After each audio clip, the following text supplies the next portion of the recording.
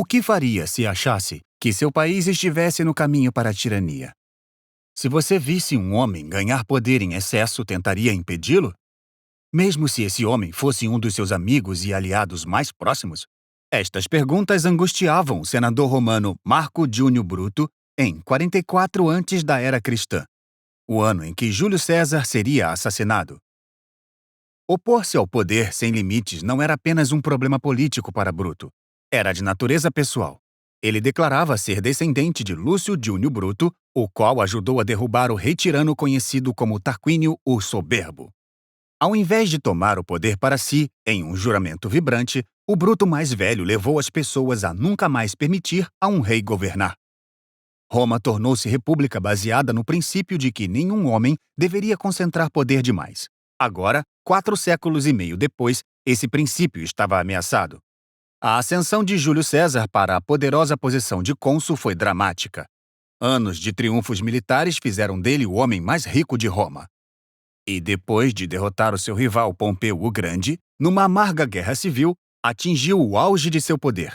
Suas vitórias e iniciativas, como distribuir terras para os pobres, o fizeram popular junto ao povo, e muitos senadores competiam por sua graça, cobrindo-o com honras. Foram erguidas estátuas, templos lhe foram dedicados e mudaram o nome de um mês, até hoje chamado de Júlio. Mais importante ainda, o título de ditador, que concedia poderes temporários emergenciais durante as guerras, foi atribuído a César várias vezes seguidas. Em 44 antes da era cristã, ele se tornou ditador perpétuo, ditador por tempo praticamente ilimitado. Tudo isso foi demais para os senadores temerosos do retorno da monarquia, que seus ancestrais lutaram para abolir. Assim como para aqueles cujo poder e ambição eram bloqueados pelo governo de César. Um grupo de conspiradores que se intitularam os Libertadores começou a fazer planos secretos para o seu assassinato. Eram liderados pelo senador Caio Cássio Longino e o seu amigo e cunhado, Bruto. Aderir à conspiração não foi uma decisão fácil para Bruto. Apesar de Bruto ter se aliado a Pompeu na desafortunada Guerra Civil, César havia intercedido pessoalmente para salvar a sua vida e, além de o perdoar, aceitou-o como um conselheiro privado e o promoveu a cargos importantes.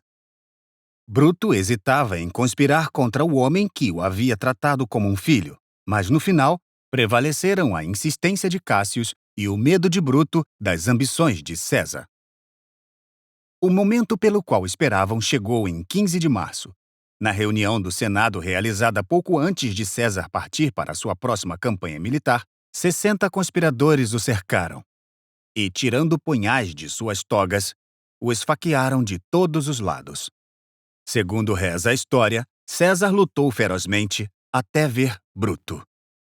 Apesar da famosa frase "Et tu, Brute", escrita por Shakespeare, não sabemos quais foram as últimas palavras de César. Certas fontes antigas afirmam que ele não disse nada, enquanto outras registram a frase "Tu também, meu filho", alimentando a especulação de que Bruto fosse filho ilegítimo de César. Mas todos concordam que quando César viu Bruto entre seus agressores, ele cobriu o rosto e parou de resistir, caindo no chão depois de ter sido esfaqueado 23 vezes.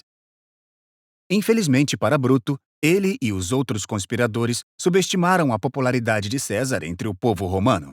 A maioria via nele um líder eficiente e o Senado como uma aristocracia corrupta. Pouco tempo depois do assassinato de César, Roma estava em pânico. A maioria dos outros senadores fugiu enquanto os assassinos se refugiaram no Monte Capitolino.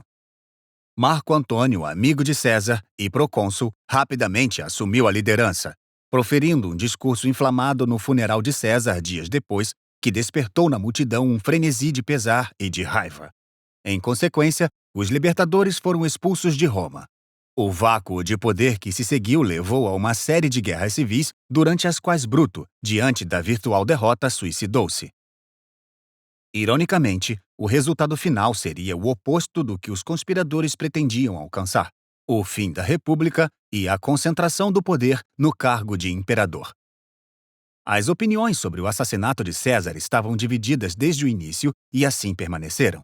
Quanto ao próprio Bruto, poucas figuras históricas inspiraram um legado tão contraditório. No inferno de Dante, foi colocado bem no centro do inferno e eternamente mastigado pelo próprio Satanás pelo seu crime de traição. Mas as viagens de Gulliver de Swift descrevem-no como uma pessoa extremamente virtuosa e bondosa. A interpretação de Bruto, quer como um lutador altruísta contra a ditadura, quer como um traidor oportunista, mudou com as tendências históricas e políticas. Mas até hoje, mais de 2000 anos depois, questões sobre o preço da liberdade, o conflito entre a lealdade pessoal e ideias universais e as consequências não intencionais permanecem mais relevantes do que nunca. Se você gosta de aprender sobre história, inscreva-se neste canal, porque as lições de ontem podem nos ajudar a enfrentar os desafios de hoje.